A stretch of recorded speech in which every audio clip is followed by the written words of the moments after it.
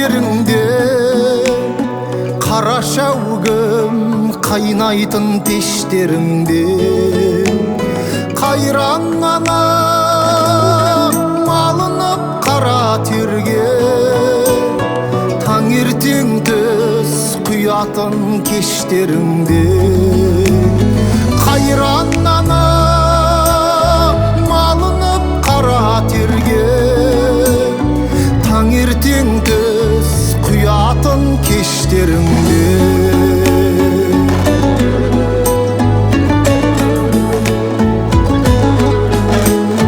қойдың қия отыны құрғап қалған қара мұржа түтіні будақталған таң бозынан тұратын қайран анам бір шәугім шәй құятын қаймақталған таң бозынан тұратын қайран анам бір шәугім шәй құятын қаймақталған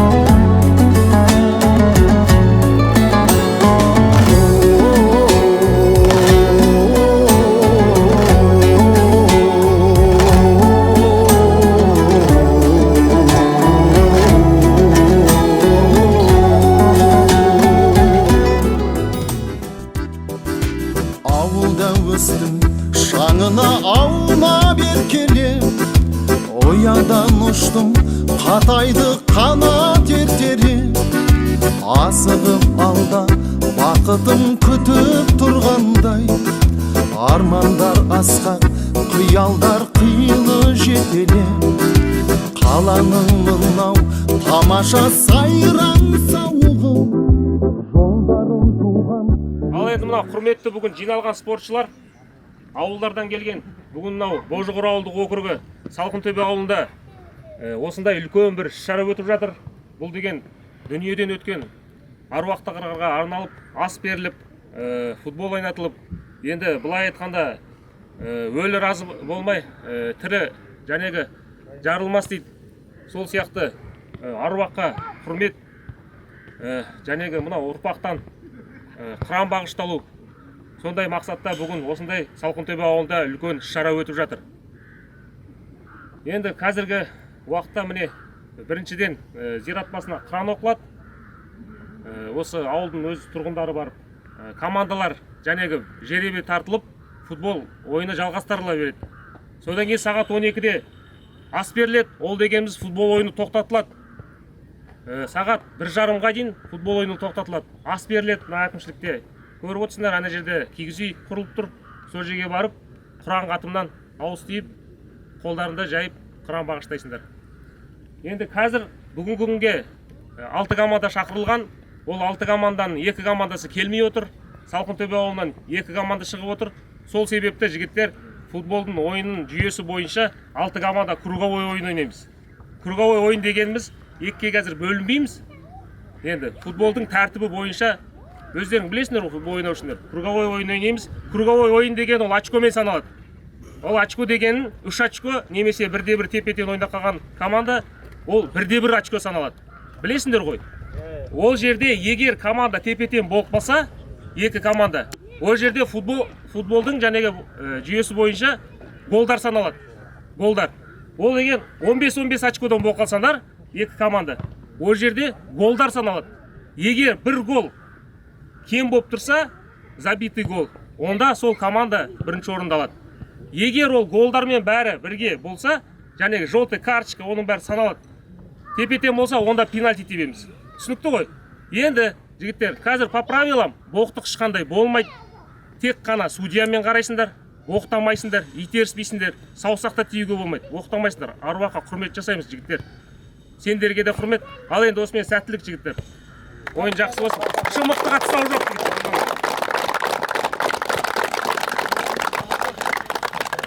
Нөсерлі жылы жауыны бәрі де ғажап сағынған кезде бірақта аңсарым ауып іздедім сені ауылым аңсадым әппақ таңыңды тұнық кешіңді алма бағыңды өзіңе барып қуып сағымды іздеймін бала балғын шағымды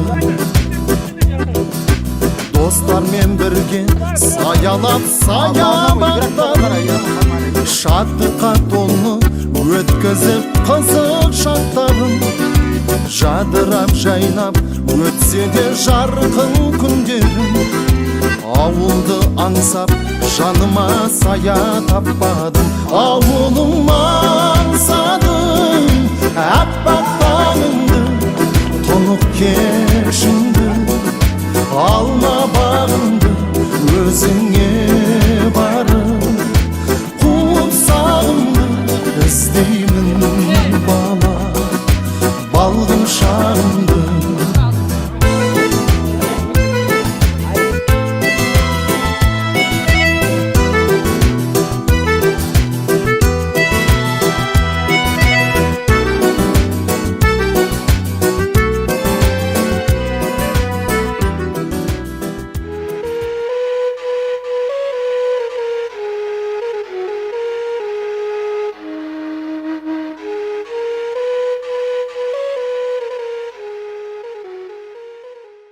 Әрине, өлілер риза болмайды, тірілер байымайды. Сіздердің өсіп өркен солардың матарларымен өсіп жатырмыз. Әр отбасында өткен азаматшылар осы жерде.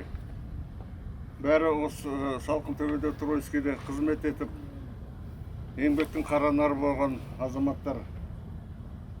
Бүгін өте қуаныштымыз, қаймағы бұзылмаған берекелі Салқын төбенің жастары осындай ниетпенен өткендерді еске аламыз деп ас беріп жатыр. Енді келешектерің жарқын болсын. Ойлаған ойларыңа, аңсаған мақсаттарыңа жете беріңдер. Қазір енді имам бір аят Құран оқысын, бізден Құранда мәткен. Қазір өткендер енді бізден олар еш нәрсеге мұқтаж емес. Туғадан басқа сол емес пе? Сондықтан әркім өзінің туған туысқандарын, ата-баба, ата-аналарын осы жерде өздерінің іштей айтып отырғандарың ләзім болады. Қазірде қатын түсіргенде де қатым қағаз болмайды ғой. Сондықтан әркім өзінің туған туысқандарын іштей айтып отырғаны дұрыс. Солай ғой деймін, иә? Дұрыс, иә. Рұқсат сізге. Иә, құрметті қауым, Алла разы болсын. Жақсы күнде Алла нәсіп етіп осында жатқан Алланың құлдарының осындай ұрпақтары қалғанына осындай еске алып Құран бағыштап дұға қылып жатқанына, ол дүниеден өткен марқұмдарға Алладан дұға қылғаннан басқа ештеңе керек жоқ. Олар тек қана мұқтаж дұғаға, мынандай жақсылық іске сауапты. Кім жақсылыққа шақырады, сол жақсылығын алады дейді ғой, иншалла. Міне мына кішкентай балалар, мына ұрпақ осыны көреді сіздердің істеп жатқандарыңызды. Сіздер бір жаман іс істеп жатқан жоқсыздар. Осындай нәрсені көріп, ертең біздің артымыздан осындай ұрпақтар нәсіп етсін иншалла. Сіздер мен біздердің артымыздан осындай дұға қылатын біз үшін иншалла. Аузу биллахи минаш шайтанир раджим. Бисмиллахир рахманир рахим. Алиф лам мим. ذلك الكتاب لا ريب فيه هدى للمتقين الذين يؤمنون بالغيب ويقيمون الصلاة ومما رزقناهم ينفقون والذين يؤمنون بما أنزل إليك وما أنزل من قبلك وبالآخرة هم يوقنون أولئك على هدى من ربهم وأولئك هم المفلحون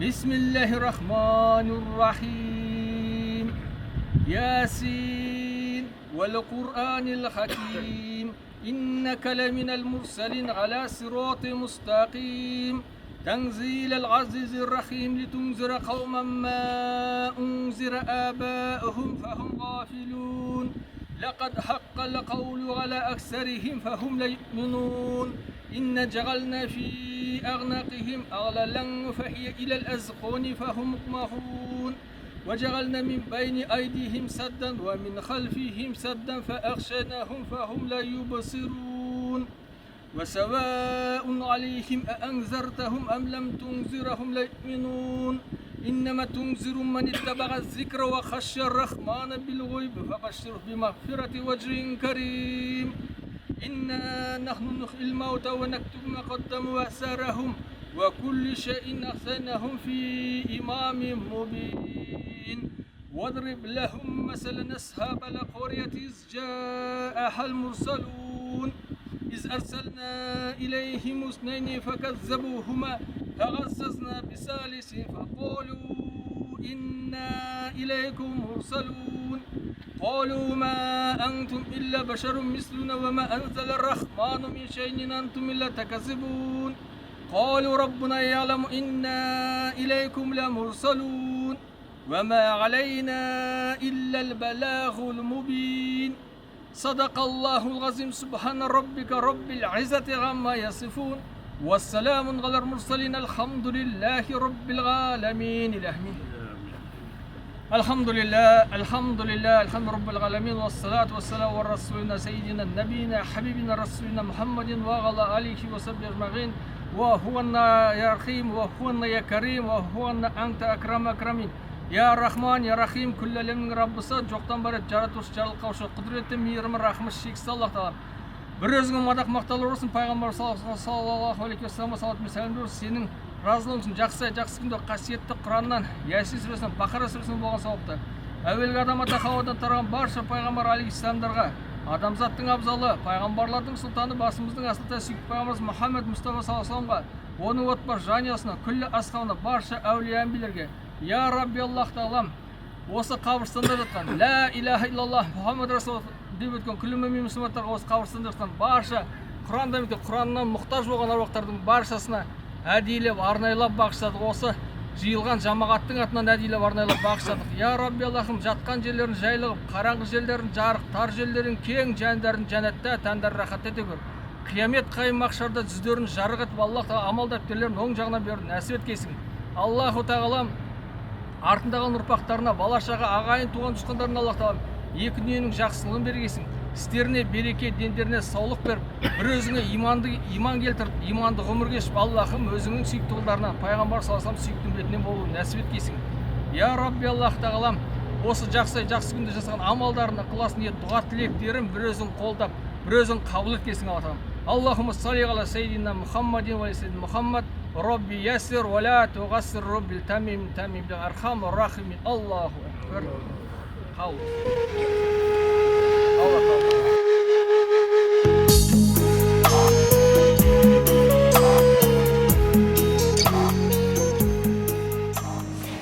Апатайken соларға зияратын қабыл етіп қатын сөйттік сондықтан асыр үстінде қатын сөйден өткенде шыққандармен сөйлесеміз ғой әрине күнде келген тұрғанымыз жоқ оған сөзіміз де жоқ болғанымыз келген құлақ асып айтқан сөзді тыңдағанымыз болады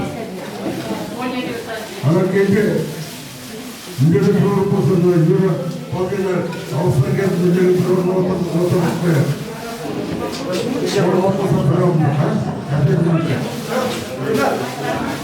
қазір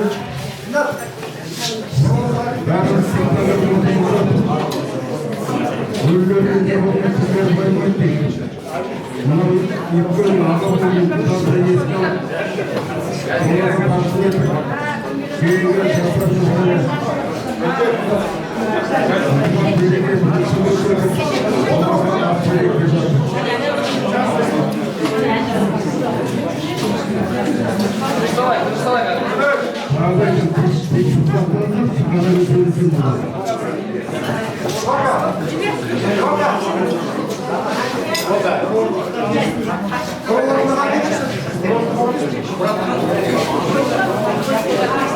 қазір қатын көңілде қатын қалар жоқ дейсіңдер. Ауылда қатысып отырғандар әркім өзінің өмірден өткен туған туысқандарын, ата үйлерін өздері жетпей айтып отырған бұл енді жалпы қатын ғой, ауылда өтіп солайша қызмет еткендер. Мұны өткен марқұмдар бұлардан басқа ешнәрсеге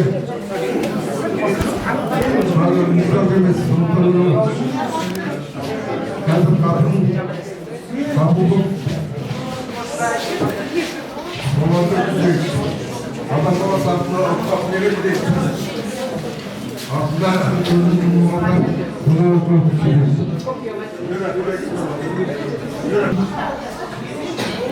والصلاة والسلام على رسولنا سيدنا محمد وعلى آله وصحبه أجمعين. أما بعد құрметті ағайын, құрметті туған туыстар, жиналған жамағат, Құран оқылады, Құран хатым оқылады. Сол кезде және ағамыз айтқандай, әркім бұнда Құран хатым қағазы оқылмайды, әркім өз дүниеден өткен ата бабасын, ағайын туыстарын ішінен атап отырсаңыздар болады. Жақсы ма? Ал бисмиллахир-рахманир-рахим. Аллаху акбар. أعوذ بالله من الشيطان الرجيم. بسم الله الرحمن الرحيم. قل هو الله أحد الله الصمد لم يلد ولم يولد ولم يكن له كفوا أحد. بسم الله الرحمن الرحيم. قل هو الله أحد الله الصمد لم يلد ولم يولد ولم يكن له كفوا أحد. بسم الله الرحمن الرحيم. قل هو الله أحد الله الصمد لم يلد ولم يولد ولم يكن له كفوا أحد. الله أكبر الله أكبر لا إله إلا الله الله أكبر ولله الحمد. بسم الله الرحمن الرحيم. قل أعوذ برب الفلق من شر ما خلق ومن شر غاسق إذا وقب ومن شر النفاثات في العقد ومن شر حاسد إذا حسد. الله أكبر الله أكبر لا إله إلا الله الله أكبر ولله الحمد. بسم الله الرحمن الرحيم. قل أعوذ برب الناس ملك الناس إله الناس من شر الوسواس الخناس الذي يوسوس في صدر الناس من الجنة والناس. الله أكبر الله أكبر لا إله إلا الله الله أكبر ولله الحمد. بسم الله الرحمن الرحيم. الحمد لله رب العالمين الرحمن الرحيم مالك يوم الدين. إياك نعبد وإياك نستعين. اهدنا الصراط المستقيم صراط الذين أنعمت عليهم غير المغضوب عليهم ولا الضالين.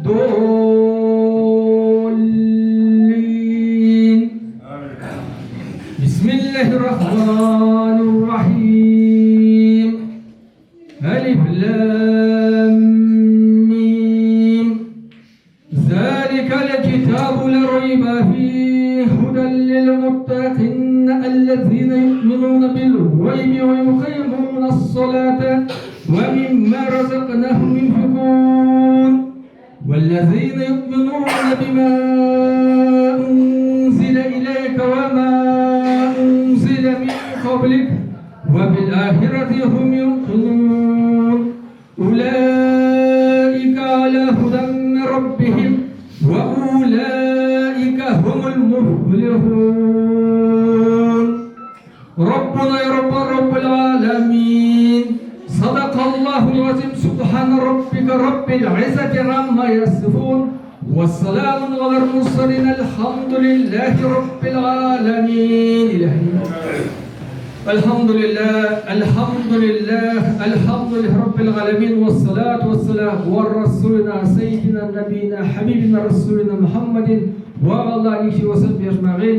وهو أن يا رحيم وهو أن يا كريم وهو أن أنت أكرم أكرمين يا رحمن يا رحيم كل әлемнің Раббысы жоқтан бар ет жаратушы жарылқаушы құдіреті мейірімі рахмы шексіз Аллаху тағалам бір өзіңе мақтау мадақтар болсын пайғамбарымыз Мұхаммед саллаллаху салауат пен сәлемдер болсын осы жақсы күнді қасиетті Құраннан хатым сағирадан болған сауапты әуелгі адам ата хауадан тараған барша пайғамбар алейхиссаламдарға адамзаттың абзалы пайғамбарлардың сұлтаны басымыздың астында Мұхаммед Мұстафа саллаллаху алейхи уассаламға отбасысын күллі асхабына барша әулие әмірлер осында жиналып Ла илаха иллаллах Мұхаммад Расулуллах деп күллі мүмин мұсылмандарға осында жиналып бүгін әмин деп қол жайып отырған барша осы жамағаттың дүниеден өткен ата баба ағайын туған-туысқандарына біздерден Құран дәметкен Құраннан мұқтаж болғандардың баршасына әдейілеп арнайлап бағыштадым.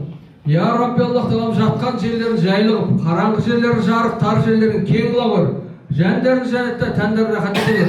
Қиямет қайым махшарда жүздерін жарық етіп, амал дәптерлерін оң жағынан беруін нәсіп еткесін.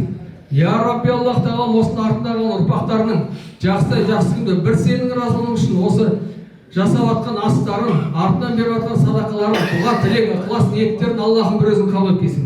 Істеріне береке, дендеріне саулық бер. Bir özüne kadar iman getir, imandı ғұмыр кешіп. Allah Teala'm özünün süyüklü kullarından Peygamber sallallahu süyüklü bekine bolup nasip etkesin. Allahümme salli ala seyyidina Muhammed ve ala seyyidina Muhammed Rabbi yasir ve la tugassiru bil tamim bil arham ve rahmin. Allahu ekber.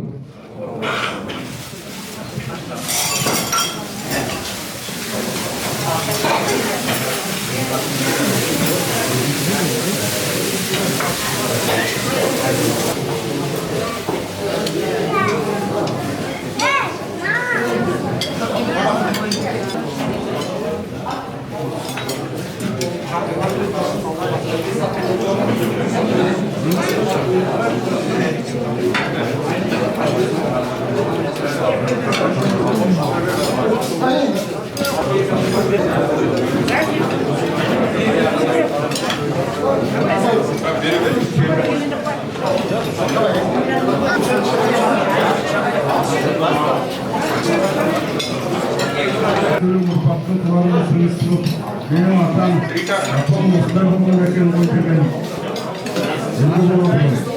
Allah sağlık, insan oldu.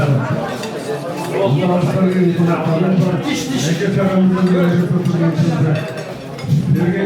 Yürü, oğlum geldi, duvar geldi. Otursun lütfen, geldi. Aşağıya, gelişlerimiz geldi. Başka da konaktan ülkede bir İslam oturan dostlar. Bana karşı İslam dostlar.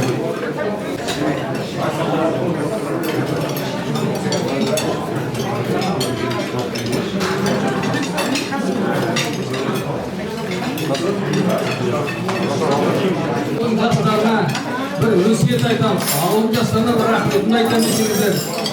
Дүниеден өткен ата-бабаларымызды еске аламыз десеңіздер, мына жерде болады. Соны біліңіздер.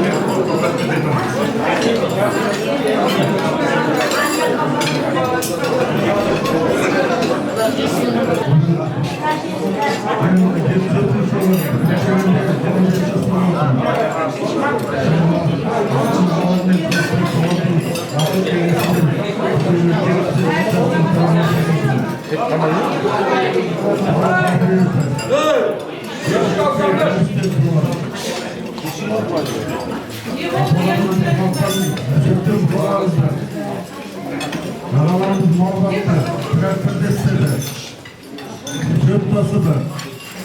Бұл шарсақорды ауданда ең беделді сақордардың бірі болатын. Шықты, ниеткен аудандардан болатын. қаншама аудан чемпиондары болған Ахмет Елеуовтың сүйемі, Екібай Көпбайын, Левов Жапамыз, Мүндосай Жауытырмыны, Касем Сочек, Сәлеметші Қақан ағамыз отыр.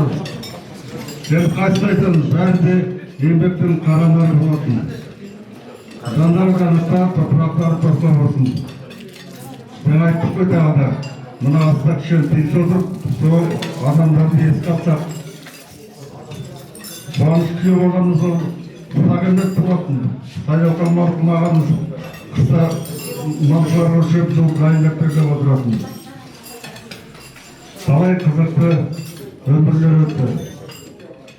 Жәлен ағамен, Сәкен ағамен бірге бастап, Мұратқалы Сейілғалды марқұм, Мұратқалды марқұм болып кеттіміне. Менімен бірге істеген жөнгөз азаматтар. Бәрінің аруақтарына тағзым етеміз.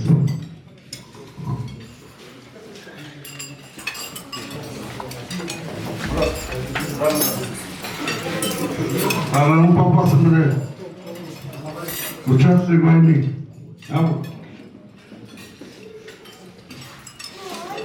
Тамақ алыңыздар, сауықты. Ассалаумағалейкум. Мына Сауықтөбе ауылының жастары үлкен дәрежеде жерде. Бүгінгі мына бір үлкен іс-шара, үлкен бір ас осы асқа қош келдіңіздер. Мен өзі мына Қаражал ауылынан келіп отырмын. Ниетім жақсы болғаннан кейін міне осы асқа қосып отырған себебі осы міне бүгін енді. Мына қазақта айтады ғой, орында бар орындалады. Орында бар солды өмірден өткен үлкендердің ұрпақтары міне бүгін бір жеңнен қол шығарып, бір жағадан бас шығарып, міне бір үлкен іс жасап отыр екенсіңдер. Көптен көп рахмет. Мына үлкендеріміздің өмірден өткен топырақтары торқа болсын, тамырлары нұрға толсын, алды бес, арты ырыс болып, мына аман тәптерлерін ол жақтарынан беріп, білмей, біліп істеген қателерін кешірімдер ол жақтар. Мен мына осы жерде екі ауыл өзі бұл жердің тұрғындарының енді көбі мына Жидебай деген ауылдың осында қоныс аударған адамдар. Мен жақсы білем, сол үлкендердің мен білетін бір 5-6 ауылының атын атап шығайын деп тұрмын. Бірінші мына Құсайын атамыз, апамызбен ол кісілердің қолынан дәм тартқан адамның бірімін. Содан кейін бұл жерде Оқош ағамыз бар. Жаңа міне немересі айтып кетті, Әкеш ағамыз бар. Бұл кісілердің бәрі енді бізге жақын тосқан болады. Мына жерде Боқан ағамыз бар. Оқош ағамыз, ана апамыз менің мұғалімім болған, біріншіден 4-ке дейін. Мына жерде Санатбек ағамыз бар. Өзі енді көп осы жердегі үлкендердің бәрін енді мен танитын адамның бірімін. Сондықтан енді бұл кісілерден жатқан жерлері жайлы болсын. Енді сіздер бүгін мына бүгінгі іс-шараға шыққан шығын сендерге екі есе болсын. Бастарың аман, дендерің сау, уайымдары жоқ болсын, қуанышты күндер көп болсын. Тек қана өстіп тойға жиналайық.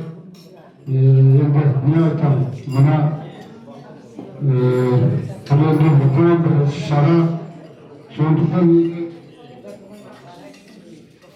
мәліметім мына өткенде менің атымнан Дүйсенғазы Қаражал ауылының тұрғыны мына жаңағы атап өткен үлкендерімізге бір дұға соны кіргізейік енді. Енді не айтам енді, бай болыңдар, әрқашан жақсылық болыңдар, жанұяларың бәрі аман болсын. Мен қазақта бір 90 ауыз сөздің торықтай түйініп айтып, бір қазақтың бір Onun şunlarının tündük bütün bir de жақсы, bir de aşı onu деген сәл нәрседен қалады көңіл деген сыйластықта болайын әрқашанда мәңгі өмір ешкімге берілмеген ол бір мәңгі берілмеген бірақ міне сыйластық мәңгі берілген сыйластықтың арқасында міне алыс жақыннан түгел жиналып отыр осы ауылдың жастарын енді сендерге көптен көп рахмет мына алтын уақыттарыңды бөліп енді осындай іске бір адамдай неткен мына енді осы неменен айланысып жүрген мына қыздарға да көптен көп рахмет тыңдағандарыңызға аман болыңыз. Рахмет үшін Қарағандының представителі Ұлтшылар совхозына бірігісе burada талай ауыл шаруашылығында жұмыс істеді.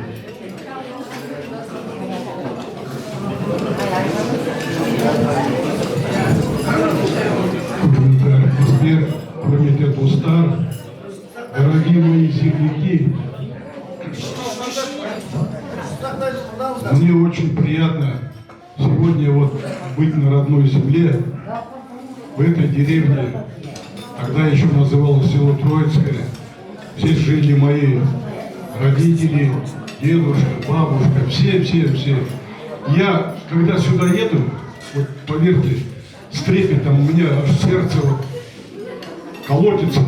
Я всегда переживаю за всех вас. Но иногда не получается приехать кому-то на похороны, кому-то на поминки. Но вот Мурат Бердикенов, Хасике мой друг детства, он маған өзі звондады, Юра, кель. Я говорю, келем обязательно. И вот я вот неделю назад позвонил, я вот сейчас говорил, да у меня же слезы на глазах появляются. До того я вас всех уважаю, люблю всех. Вот девчонок, вот сейчас в Нурбеке встретил, всех вот мои землячки, с кем я вырос. То, что вы вот такой дастархан приготовили, ребятам, которые вот организовали, я большой рахмет свяйда. Дай Бог вам здоровья, благополучия. То, что не забывайте своих сверстников, своих старших товарищей, кто рано ушел, кто-то просто ушел, резко ушел, многие так уходили. Всех жалко, Царство Небесное, пусть земля будет пухом вечным покоем. Ну а мы, как говорится, вот здраво будем, ну вот так вот, хотя бы видеться, друг другу хорошие слова говорить, здоровья желать. И тогда это уже считается, как говорится, Всевышний это все видит. Поэтому я хотел бы еще раз ребятам пожелать, вот спортсменам здесь, успеха спортивного. Юбилейный год, в этом году вот только недавно 180 лет Абаю отметили, вот в юбилейном году. И вы вот проводите спортивные мероприятия, это тоже приурочено все у вас. Поэтому я хочу вам здоровья всем пожелать. Как говорят, чтобы все у вас дома, все было хорошо, чтобы все живы, здоровы были. Рахмет.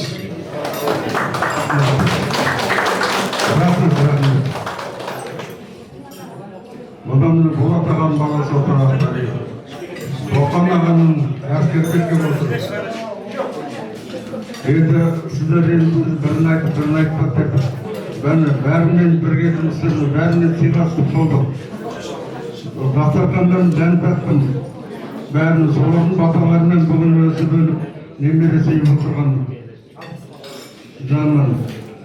Әрине, үйрен айтып кетті, Троицкий маған досты. Жасы жағынан еңбек жолы болсында бастап, осы жерде зейнеткерлікке шықтым. Ешқайда кетіп қалған жоқ, папка қуып бір жерде қызмет қуып кеткен жоқ. Бірде алды партия, бірде көтерді, бірде төріндешті болғанмен халқыммен бірге болдым. Тарих.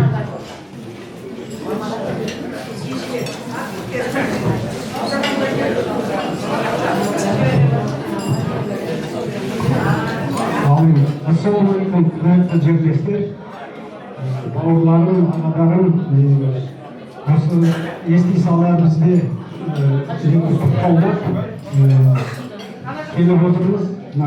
Жасаған ас түсірген қатындарым сауап болсын, өте жақсы, үлкендерді сыйлап, жаңағы барып келдік, Allah'tan razı olsun.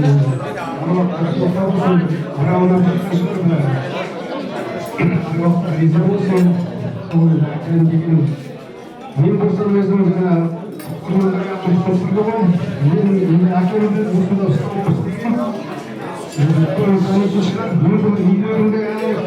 қалақшалары бар шығар ол жұмыста бола тұрған балалар боламыз біз 5 ай осыдан өскенбіз Тақан ағамыздың артынан қолдан қосалды сағынып қосылгендерін білесің Валихан бригадир, олар келе алмады, зорларын жұмыстары боқтапсын, бүгінгі оқуын солардың сауық болсын, жақсылық болсын, жастар өздерісін түзеу алдым. Бәрі ауылда қарашауықтың бәрі аманшылық болсын, астамыз Energesi değiştik olsun. Akıllar olsun, kızlar kızın, joğarıdan koyabilirsin. Ağabeyler, kişine kuşaksak mı жерден Ağustan жақына келген адамдар бар, жөнделмей жатыр, beklemей жатыр. Kuşaksak. Ешқандай реніш болмасын енді. Бұл ауылға берілген бір үлкен ас. Өйткені осы ауылда еңбек еткен азаматтар болған. Бізден үлкен азаматтар болған, әйелдер болған, міне бәрі бүгін көз алдымызға елестеп, көз көрген адамдардың аруақтары біздің қасымызда жүргенге елестетіп отырмыз. Енді оның бәрін тізіп бере бермеспіз. Енді ата алмай қалса ренжімеңіздер. Мен бір-екі азаматтардың аттарын атайын деп кішкене ойға келдім. Өйткені жаңа айтып отырмыз міне, Сынапханның бәйбішесі Күлпан отыр. Мына жерде біз әйелдер жағын еске алып жатырмыз. Осы жерде апаларымыз қазып тізіліп отырушы еді деп жатырмыз. Кешегі Раушан тәтеміздің өзі. Мына жерде Қазыбектің мамасы, Уақтан ағамыздың үйіндегі бәйбіше. Қайда кетті ме осы кісілердің барында кездеспеп? Нұраның мамасы отыратын осы жерде, үлкен адамдар. Сағат ойыма түспей жатқандар осы жерде кешіріңіздер. Сондай адамдар отырып еді осы жерде деп, міне бұл орнын басқандай отырмыз ғой деп отырмыз. Тәуба енді сол үлкендерден алған көз көрген Күрәш тәте апамызды айтып отырмыз. Мына жерде мына Уақтан ағамыздың апайы Нұрланның мамасы отыр. Үлкеннен қалған көз көрген тәуба осыған келіп, осындай астан дәм татып отырған Алла тағалаға сізге осындай денсаулық беруге ризамыз. Оның бер жағында енді тағы айтайын дегенім, өзім осы жерден келгені міне 40 жылдай уақыт боқтапты 87 жылы. Қасыма көрші сәл қазақ үйіне біз кірдік қой енді. Ескі көздер біліп отыр.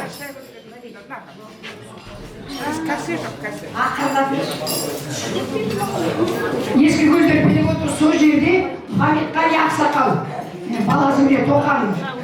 Сонысы мен көрші болып едік Сара тәтемізбен. Енді бәрін еске алайық. Өйткені оның баласы мектепте қызмет етті. Оның бер жағында тағы айтайын дегенім, Бекен деген ақсақал болған, оның баласын білесіңдер ғой өздерің. Анау Шеке қайтыс болды, Жұмай болды міне. Олар да міне енді өдірелік болды ғой, атын атап өтейін, айту аруақтар бағыштағаннан кейін. Мына Бақатов Секен деген жігіт болған, одан сол екен Лаубай деп қоятынбыз, Лаубай Секен қоятынды. Оның бер жағында жаңаға кім болған? Осы елде қызметкен меріс болған, ол кісілер неге ұмытамыз? Сонымен Көбетай ағамыз болды міне, қызмет етті осы ауылға, адамдарға жол көрсетіп, басшылық жасап. Содан мына жерде Мадия Жүрсінхан деген ақсақал болды. Мына жақта тұрып еді, үйдің есімдер еді мына. Ақан тәте болды оның бәйбішесі. Содан кейін мына Дүйсен Қазанғапов деген аталарымыз болған. Емес бәйбішесінің бір. Рәбиға тәте дейміз. Мына жерде денсақ болған, сонда қызмет еткен боласың. Оның бер жағында міне Күлпән отыр ғой мына жерде. Оның апасы қандай қызмет еткен? Бақытжамал Әйтеке қызы деп айтатынбыз енді. Сол кісілер еңбек етті. Осыны неде жүрді ғой міне. Жем дейміз ғой міне. Совет үкіметінің кезі. Сонда кім үшін? Сол бала шағалардың асырау үшін жүрді. Анада еңбек, мынада еңбек деген жоқ. Сол бір қарапайым адамдар еді. тәуба аттан ұрпақтары қазір жақсы қарапайым адамдар бірінде осындай еңбектерін атаған жүр. Оның бер жағында мына жерде кім болды ғой бізде? Қамзат болды, Зем болды, оның баласы Мусик еді, өзі кетті ғой әлі. Оларды да еске алмасқа бола ма? Зәйді ата болды, оның әйелі Пия болды міне. Осы қара жұмысты першесіне батып жүріп еңбек сіңірген солар. Қара жұмыс деген оңай нәрсе емес. Ыстыққа күйіп, суыққа тоғып, соны атып шүйіп, не жүгіріп, оңай ғой дейсіңдер ме? Қарапайым еңбек деп оны менсінбейміз. Олай емес. Олардың еңбектері нағыз ардагерлік еңбек болды. Сөзін тақыр қалды жерде. Енді көшсен айта кетейік. Ол жерде осы жерде еңбек еткен адам ғой енді. Ал енді тағы да бір айтылмаған адамдар болса кешірім дегенде ойға түскенін айтып жатырмын. Сол арбақтарды да еске алып отырғаны жөн сияқты. Енді естеріңде болса өздерің айтыңдар еді. Жақсы рахмет. Мен бүгін ағамен шәушәрді әкеміз енді. Қайсы бірін айтайын. Көшін-көшінен бұлай айтайын десем, бәрі көз алдыма елестейді. Жұмасан ағамыз жүрген трактористім. Біздің ана жеріне кім қарап отырады? Күләш апамыз еңбек етті. Оның балалары еңбек етті. Қақан айтып отырады ана қызы туралы. Сол сияқты ғой енді бәрі еске түседі енді. Кешіріңіз келеді. Енді бір айтайын деген мынау. Балаларға үлкен алғыс. Балаларға үлкен алғыс, ұрпақтарға үлкен алғыс.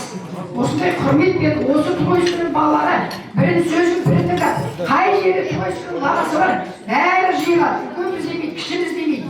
50-ден асқан, 60-тан асқан. Міне ақтарына келіп отыр екен деп қойым, мен бәрі құлағына жеткен екен деп қойым. Сол сияқты өздерінің еңбектерінен, бала-шағаларының аузынан жиып беріп, осыны жасайық деді.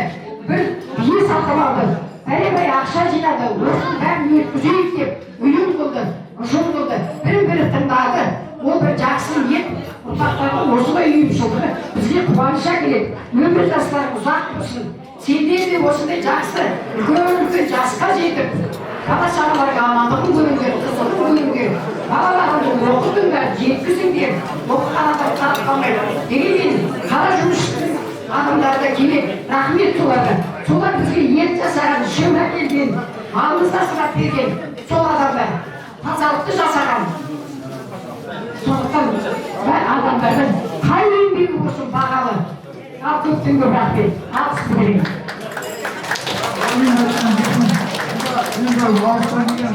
Осы жердің тумасы, ағалдан келіп отыр. Апамыз сөйлейміз. Құрметті ағайындар, өзімді таныстырып қояйын, Тараздан келдім. Осы жерде өскен жерім 80-ге келіп қалған адаммын боламын. Бірақ жазда, жылда осы Троцкийге келемін. Өйткені туған жерім ыстық. Мына жерін танымайтын адамдар бар мына жерде. Мына жастарға айтатын рахмет айналайын, осындай ұйымшылығымен дастархан аруақтар ұсынып, дастархан жасағандарына рахмет. Үйлерінде тек қана жақсылыққа дайынсың дастархан. Мына мен Қалиқаның апайы боламын. Әкем де жатыр, інжерім де жатыр. Соларға келген сайын жылда келемін. Құран басымды барып, Құран оқып. Бауырларымды ұмытпаймын, жерлестерімді ұмытпаймын. Қай жерде жүрсеңдер, осы сендер маған ыстасыңдар. Бауырларым, келіндерім, ризамын сендерге. Амандығымен басымыз қосылсын. Рахмет сендерге.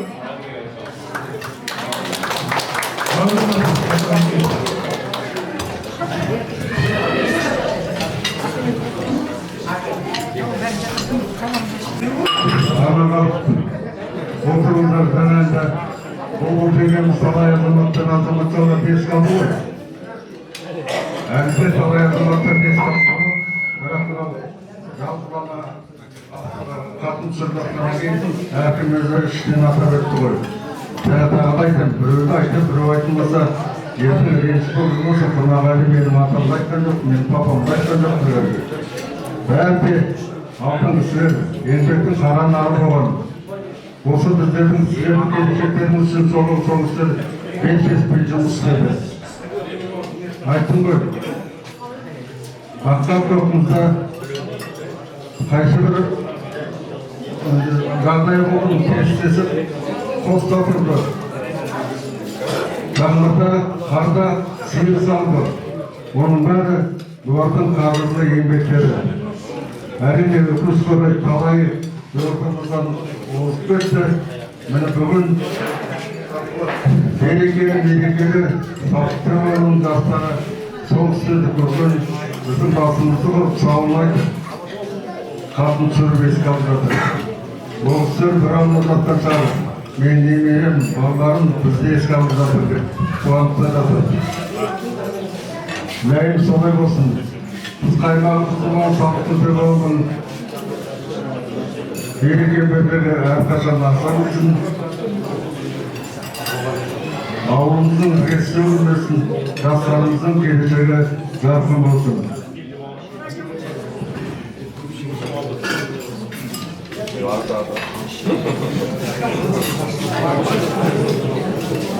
Мына астанадан келген дәулет қайда? Әпет, астанадан келген. Рахмет, ассалаумағалейкум. Жерлестер, ағалар, бауырлар. Бүгінде қолымыз бір адамдай бәрі бар. Бір шүкпен осы үлкен асымында тұрып жатыр. Енді мына асымыз бәрдерге бұл апамыз айтқандай біраз адамдарды айтып шықтық. Действительно, ол кісілердің бәрі алдымыздан өткен. Біраз адамдар өзін бала кетіп Баз жаққа барып жүретін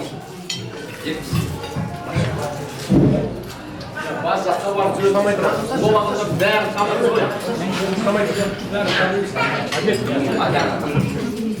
Ана жайлауға барып қанша қуаныш шараларын іздегендер, бабай деген кісілердер бәрін танимыз, бәрі алдында өткен.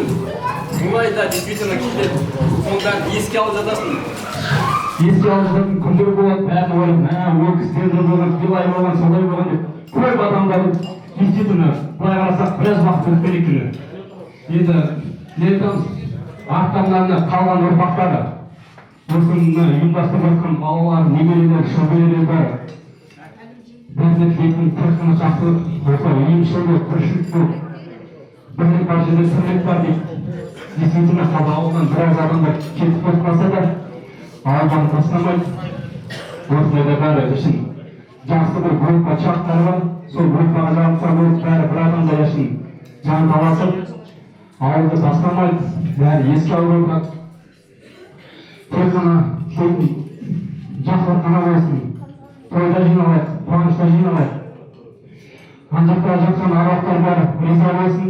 Бәрі бір ауылда жатқан шығар бүгін ауылымызды көріп. Действительно, молодцы деп. Ризамын. Аман болады, қабыл болсын бәрден. Алдымыздар сауық болады, еске алып отырған бір сөзім. Жаңа жақсылықтар айтып отыр ғой, еске алып отырмыз бәрін. Айттым ғой, үлкен ауыл болатын. Ана Төкен ағамыз, еңбек қызыл туы дүниелері, мұғалімдеріміз бар, қашанымыздан өткен. Бәріне рахмет басымыз иеміз. Мына жастарымызға сіздердің атынан, өз атынан үлкен алғысымызды білдіремін. Осындай береке-бірліктерің аса берсін. Береке-бірлік бар жерде бірлік болады. Шарқыншық ауылы ары қарай өрене береді. Жастарымыз шаңырақ көтеріп, қыздарымыз тұрмысқа шығып, той болса деген үміттеміз. Ол болса жатыр, ауылға тойымыз, әлде тойлар болады. Енді келешектерменен бүтін аяқталғанда осы ауылда Алла Тағалам жердегі мешіттің ашылуына аз уақыт қалды. Ол да біздің имандыққа деген беріп тұрғанымыздың, жастарымыздың көңіліменен іске асады. Жастарымыз аман болсын. солар бір көзден індеттен Құдай сақтасын. Осы болашағымыз біздің осы жастар. Бұл өмірде, қысқы өмірде бәріміз бір-бірімізге қонақпыз ғой. Қазір кезде кішкене сыйластық кемшілік бар. Бірақ мен оны біздің ауылда көп тұрған жоқ. Ерке сөйлек ауысынан алып. Үлкеніміз сыйлап еткенбіз. Солардың міне тәрбиесі ғой, біздің жолымызбен жүрген міне бүгінгі жастар үлкендерді аруақтарда еске алып ас берді. Ләйім ұрай солай болсын. Ұйымдастырылатын оның ішінде кең мақсат жүрген шығарып бас көз жоқ. Мен тағы да басқаларын айтып жүрген бәрінде береке-бірліктерін ар бересін. Аман болыңдар. Енді тағы бір ұсыныс мынау. Әр жерде байқасам ауылдың күнін өткізіп жатыр. Бізде де енді менің ұсыныс қой. Халық шешеді, оған әкімнің шешімі керек емес, халық өзі үйі барып, атаса бір күнді ауыл күн атап, ауылда өтіп іс-шараларды сол ауыл күнде орай жақындатып істесек. Мен өзім ойымша сентябрьдің үшінші демалысы егін орақ біткен дала жұмыстары ыңғайланған кезде мамыры алтын күрте Салтынтөбе ауылының күні деп ұйғарсақ. Сол кезде спорттық мероприятиялар тағы да басқа іс-шаралар өткізіп отырған дұрыс.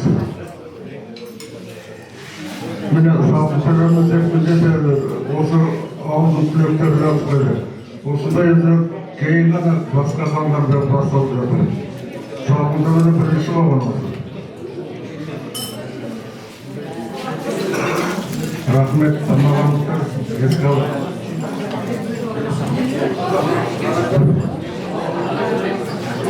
Екеуіз атап жатыр. Сен Астанадан Кәкендің ұры қанат, Өмекенің бауыры. Үрбек Асақалы. Ассалаумағалейкум, құрметті ауылдастар. Менің есімім Қанат Сахаритов, Өмірбек атамның немересі ғой. Кәкен Қабдулқарым Сахаритов, оның үлкен ұлы. Ал осыны естіп, мен де қол жайын деп осы Астанадан Алланың қолдауымен жеттім. Сол бәрлеріңіз көргеніне біріншіден қуаныштым. Мәзірендер бұлай шарттар жүргенде бір жүйттіңді мәшінеді газы өзі автоматын түсетті 150-160 километрстанда жүріп ел жүреді. Сол беріп атқан ас садақамыз қабыл болсын бәрімізге. Аруақтар қолдар бағандан көп кісілер де айтып жатыр ғой. Өлі риза болмайды, тірі байымайды деп. Сол құрметті ауылдастар, осы берген садақаларыңыз қабыл болып, әрқашанда ауылымыз, Салтынтөбеміз өркейіп өне берсін. Осы келе жатқан жастарымыздың да ауыздарынан Алланың түсірмесе, мен ойлаймын, әлі де дамимыз, әлі де өнеміз, өсеміз. Давайте, бәрлеріңізге рахмет. Осы Алла үйімшіліктен айырмасын, төрт көзіміз түгеліп, Алла аударымыз шарпасын. Алға. Рахмет, Қанат.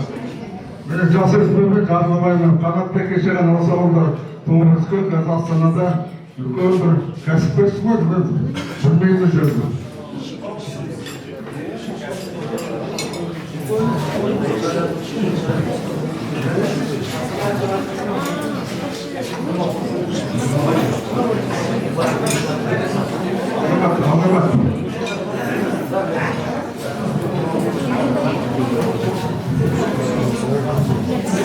Ассалаумағалейкум, құрметті жиналған қауым, алыс жақыннан келген осы ауылдастар, бүгін ауылымызда үлкен ас беріліп отыр, қатын түсіріліп отыр. Енді осы ауылда қандай қызметте болмасын, ешкімді бөліп жармай, барлық осы еліміздің жөні үшін өркендеу үшін сүмір үлестерін қосты. Қазына жақ қарап отырсаңыздар, мына төбеде талай мықты азаматшылар жатыр, рауат азаматшылар жатыр. Енді аруақтарымыздың жатқан жерлер жайлы болсын, топырақтар торқа болсын дейміз. Ауылымыздың іргесі сөгілмесін. Қазіргі таңда өз ауылымызда азайып барады. 20 шақты үйдің өзі қазір бос ауылымызда. Ниеттеріміз өркендей берсін, ұрпақтарымыз көбейе берсін. Енді міне жаңа айтып отыр ғой үлкендерді. Осында мына үлкен ас беріп отырғанда кенже ағамыз бар, мақсат бар. Кешелі бері жанталас киіз үй құрып, жылқы сойып, ұйымдастырып жатыр. Енді бұл үлкен сауап.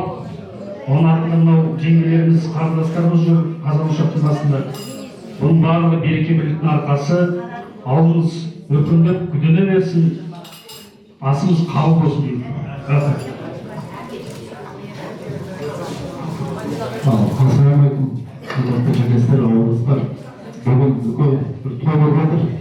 Өйткені ауылдас жас азаматтармен ас беріп жатыр. Құрметті бауырластар, астары қабыл болсын. Үлкен кісілер бағана әр адамды, ағаттарды атап кетті, мына жерде адам басқа болмайтын. Тағы да бір азаматтар өзі көрген Қабышаға сұратады, сен намазы қатасы. Сейіткен ағам да қасында досыма жігіттеріне де айтты. Келескер жанбайдың өзі. Тағылым бар мұнда, көз көрген. Үлкен кісілер. Қасымханаға ажат етеді, көз көрдік. Абарғаны көрдік. Өзіміз. Ренжімесін айта кетейін мен. Тағырамызда бар. Қаяқбек аға ата көш тұрдық. Серікбай аға көндірайдың көміштеді. Тағымда Тоқсан аға Мұрат Малқым, Манат Малқым өзі механизатор болды бұқты. Ауылды отыр, міндеттер, сенденшіліктер мағылымыз болды.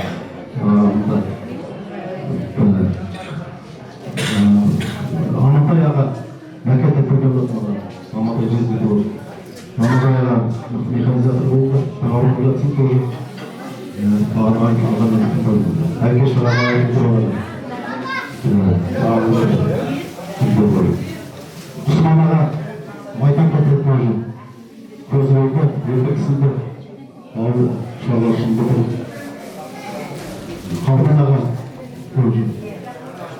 Баштай аға Мұрат Малқым баштайғанына қорауылар жатсын. Тоқтамысаға башат өсе айтылмаса. Бәрі ауылар жатсын өте. Қатындағы сауық болсын. Өзіңізді денсаулық, мықты болыңдар. Осы ұйымшы болыңдар әрдайым әрқашан. Рахмет. Ассалаумағалейкум ва рахматуллахи ва баракатух. Құрметті жиналған, асқа жиналған, жақсы ниетпен жиналған ағайындар, осы Салқынтөбе ауылының азаматтары, ұрпақтары міне осы Салқынтөбеде тұрып, өсіп-өніп, осы еліне, осы Салқынтөбенің өркендеп өсуіне үлес қосқан азаматтар, сол кісілердің ұрпақтары, ағайын туған-туысқан жолдас-жоралары, мына жақсы күнді Алла Тағаланың жақсы ай, жақсы күнінде беріп атқан астарыңыз, садақастарыңыз Аллах қабыл етсін. Енді айтады ғой, құрметті ағайындар, мына баланың дейді, адам баласына негізі шариғат бойынша, мына ұрпақтың екі пайдасы бар екен. Ата-анаға тегін екі-ақ пайдасы бар екен, құрметті ағайындар. Ол біреуі дейді енді, адамдар кейбіреулер түсінбейді. Біреуі негізі адам баласы дүниеге келіп, шетінеп кетіп жатса, балиғатқа толмай, дүниеден өтіп кетіп жатса, 13-ке толмай. Ол баланың пайдасы, ол ата-анасына шапағатшы болады екен. Ақыретте ол сұралмайды ғой. Алла Тағаланың алдына барғанда, я Раббым, мына менің ата-анамды кіргізбесең, мен жәннатқа кірмеймін деп тұрады екен да. Сол кезде пайдасы тиеді екен. Екінші пайдасы баланың, ұрпақтың. Ол осындай өздеріңіз секілді міне, дүниеден өтіп кеткен марқұмдардың ұрпақтары секілді, өздеріңіз секілді осылай ата-бабаларын еске алып, ас беріп, дұға жасап отырған ұрпақ болса, сол екен. Ата-анаға тиетін пайдасы баланың тұрып. Енді бәріміз тірі болғаннан кейін адам баласы тірі күнінде оны Алла асырайды. Біз мына бір механизмбіз. Алла бергенін барамыз, жұмысымызға барамыз. Алла сол жұмысты берді, біз соны істейміз. Барып істеп аталар келсе, сол ризығымызды жейміз. Алла қандай ризық жазып қойды, соны жейді адам. Ризығы таусылған күні бір күн кешікпейді, бір минут, бір сағат кешікпейді, өте береді.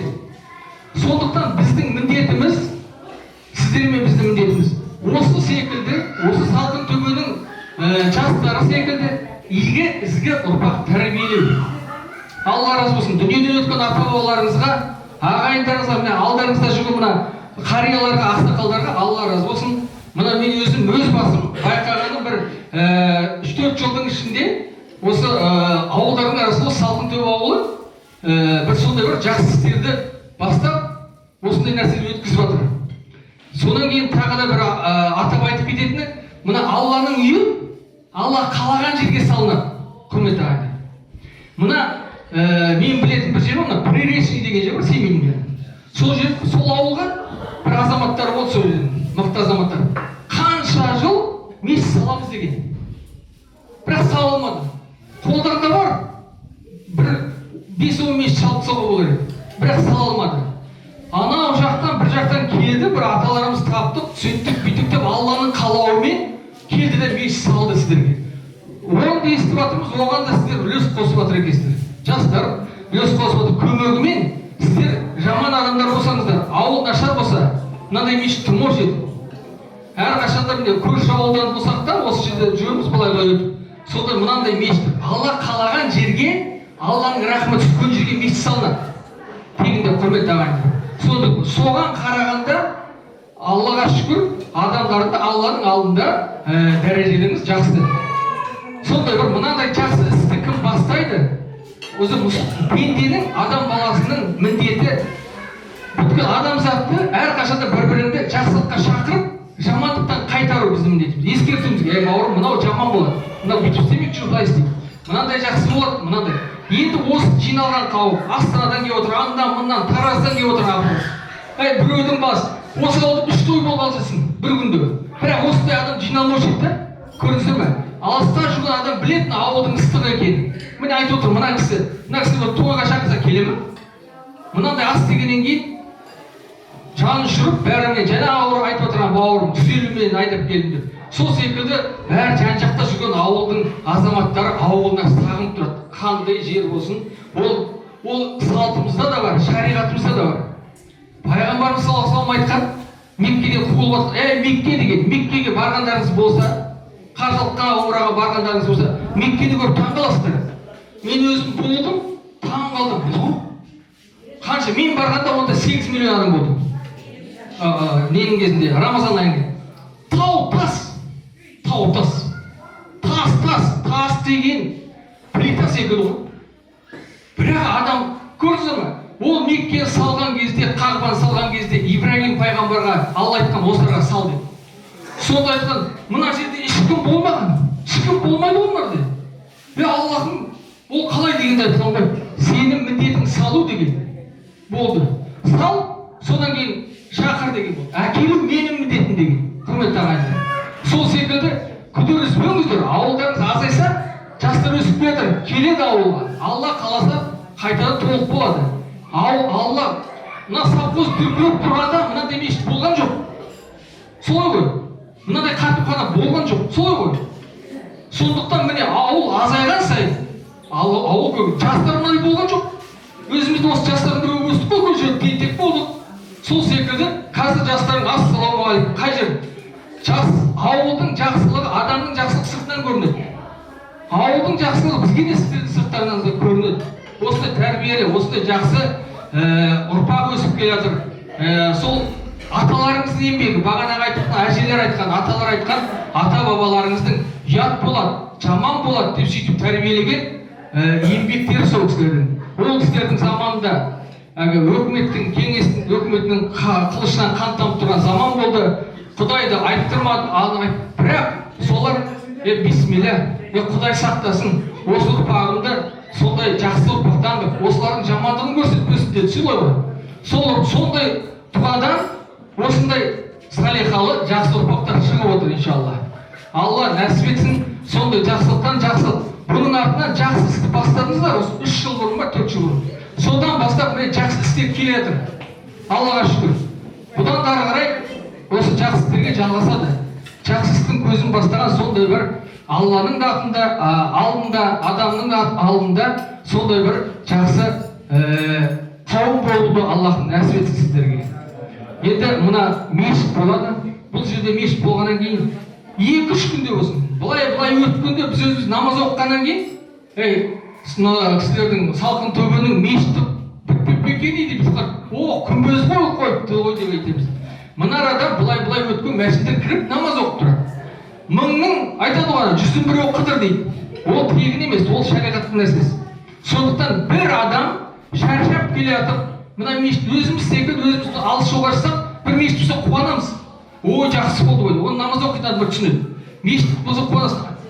Жақсы болды ғой деп кіріп, бір салқындап демалып намаз оқыласың. Намаз оқитын адам намаз оқығанда демалады.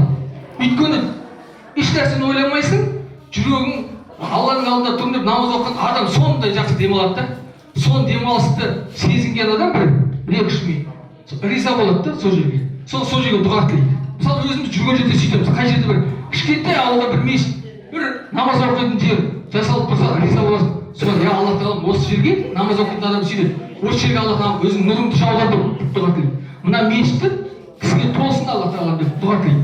Сондай дұғаға ілінетін сондай бір салихалы жақсы ауылдардан болсын.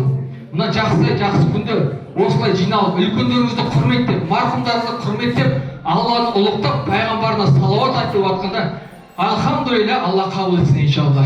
Алла біреу, пайғамбар оның елшісі, Алладан басқа құдай жоқ. Ла иляха иллалла Мұхаммада Расулулла деген сондай бір салихалы ұрпақтар сіздерден. Алла разы болсын, қабыл болсын. Рахмет. Енді тамақ алып, өткендерді еске алып болсаңыздар, бақалықылдарымыз қатысқылар арнас дейді. Бақамен елге көреді, тамырмен жерге көреді деп, үлкен асқа бата сұрасатын асады. Кім сұрайды деп? Жастардың, ұлттардың. Кім? Бауыржан оратын ма? Бауыржан оратын. Кел үйлері дейді ма? Үлкендердің батасы.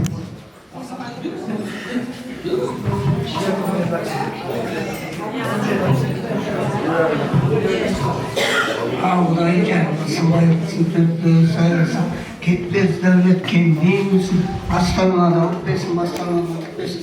Her başında Allah şahlarınız aman bu, asımız kutlu, Allah.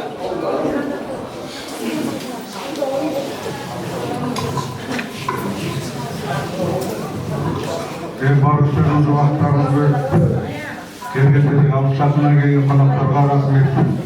Алты уақыттарыңызды аруақтарды сыйлап, соларға өткізген хатымға келіп қол жайып, арты арыс береке болсын, той туған болсын, жастарымыздың болашағы жарқын болсын, ауылымыздың өркейе берсін, ауылымызда той болсын. Осы дастархан бұзылмай тойға жиналып, тойда кездесейік. Рахмет. Bismillahirrahmanirrahim. Amana ar-rasulu bima unzila ilayhi min rabbihi wal mu'minun. Kullun amana billahi wa malaikatihi wa kutubihi wa rasulihi.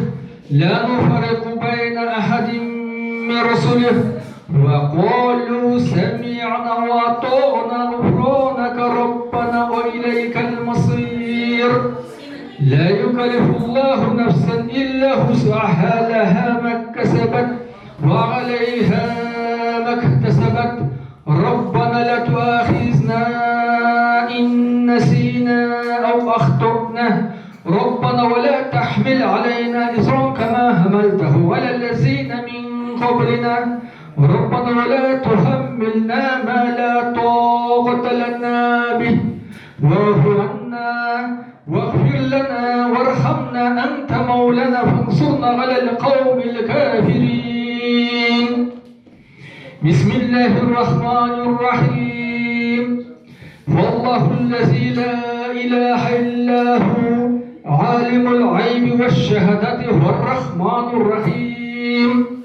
والله الذي لا إله إلا هو الملك القدوس السلام المؤمن المهيمن العزيز الجبار المتكبر سبحان الله عما يشركون.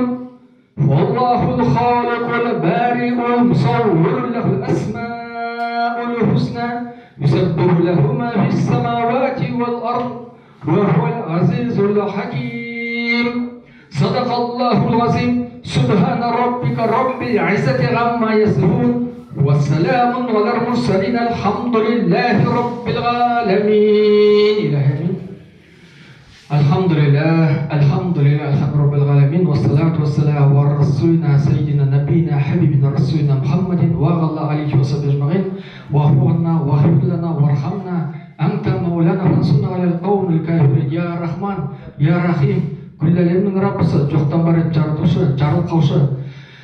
Аллах тағала мейірін ерекше рахмет бір сенің разылығың үшін осы жақсы күнде қасиетті осы Құраннан Бақара сүресімен болған сауапты, Хашр сүресімен болған сауапты, әуелгі адам атақауында тұрған барша пайғамбар алейхиссаламдарға, адамзаттың абзалы, пайғамбарлардың сұлтаны, басымыздың асылы, сүйікті пайғамбарымыз Мұхаммед мұстафа саллаллаху алейхи ва саллям күллі асқабына, барша әулие әмбиелерге осы араға жиналып әмин деп қол жайып отырған барша жамағаттың дүниеден өткен ата баба ағайын туысқандарына әкеле барнайлап бағыштадық. Құраннан мұқтаж болып жатқан аруақтардың баршасына бағыштадық. Ла илаха иллаллах Мұхаммад расулуллах деп өткен күллі мүмин мұсылмандарға бағыштадық. Аллах тағалам жатқан жерлерін жайлап, қараң жерлерін жарып, тар жерлерін кең, жандарын жаннатта, алдарып бей жақтарып кеңшіде көріп, қиямет қайым махшарда жүздерін жарғытып, амалдар түрлерін оң жақтарымыз беріп нәсіп еткесін. Бұл фәни дүниеде Аллах тағалам біліп те білмей жүрген артық кемшіліктер болса, оқымаған намазы ұстамаған оразасы біреудің әл-ғафу ұлық сипатыңмен кемшілігін алып кешіріп, Аллах тағалам біреудің жақсылығымен жарылқағайсың. Аллах тағалам осы артындағы ұрпақтарына, бала-шаға, ағайын туысқандарына Аллах тағалам екі дүниенің жақсылығын бергейсің. Аллах тағалам осы жақсы күнде жасаған амалдарын, ықылас ниет дұға тілектерінің артына берген садақаларын Аллахым бір өзін қабыл еткейсің. Істеріне береке, дендеріне саулық, кетпес дәулет беріп, Аллах тағалам жақсайды. Осындай жақсылықтан жақсылыққа жетуде Аллах тағалам дүниеде де ақыретте де Аллах тағалам сенің алдыңда сүйікті құлдарынан болуды нәсіп еткейсің. Аллахумма раббана атина фид дуния хасанатан ва фил ахирати хасанатан ва қина азабнар архамар рахим. Аллаху акбар. Осы мына Қаражал ауылынан Дүйсенбек ағамыздың атынан бір аят. Аллаху أعوذ بالله من الشيطان الرجيم. بسم الله الرحمن الرحيم. واضرب لهم مثلا أصحاب القرية إذ جاءها المرسلون إذ أرسلنا إليهم اثنين فكذبوهما فعززنا بثالث فقالوا إنا إليكم مرسلون قالوا ما أنتم إلا بشر مثلنا وما أنزل الرحمن من شيء إن أنتم إلا تكذبون قالوا ربنا يعلم إنا إليكم لمرسلون وما علينا إلا البلاغ المبين. صدق الله العظيم. سبحان ربك رب العزة عما يصفون وسلام على المرسلين الحمد لله رب العالمين. الحمد لله رب العالمين. الصلاة والسلام على رسول سيدنا أصحابه أجمعين. Ya Rahman ya Rahim күллі әлемнің раббысы жоқтан барып жарылқаушы құдіретті мейірім рахметшілік салтан осы салауат иман тілауаты Құраннан болған осы Ясин сүресінің аяттарынан болған сауапты Аллах тағалам адамзаттың абзалы пайғамбарлардың сұлтаны басымыздың асылы сүйікті пайғамбарымыз Мұхаммед мұстафа саллаллаху алейхи ва саллям барша әулие әмбиелерге осында жиналған барша жамағаттың әмин деп қол жайып жиналған барша жамағаттың ата баба ағайын туысқандардың ұрықтарына Құранның ұрықтарына осы Қаражал ауылынан кеп, осы асқа кеп, Құдай тағала айдап әкелген Дүйсенбек ағамыздың атынан бағыштадық. Дүйсенбек ағадан Құран деметкен аруақтардың баршасына бағыштадық. Аллах тағала жатқан жерлерін жайлап, қараң жерлерін жарып, тар жерлерін кең жандарын жаннаттан қадір көріп, қиямет қайым махшарда өздерін жаратып, амалдар тілерін оң жағынан беріп нәсіп еткейсің. Аллах тағалам осы жақсы күнде осындай амалдар жасап жатқан осы ауылдың жастарына, осы ауылдың қарттарына Аллах тағала салихалы қарттық бере көр, жастарына Аллах тағала иманды салихалы ұзақ ғұмыр бере көр атам. Аллахумма раббана атина фид дуния хасана ва фил ахирати хасанатан ва қина азабан архамар рахимин. Аллаху акбар.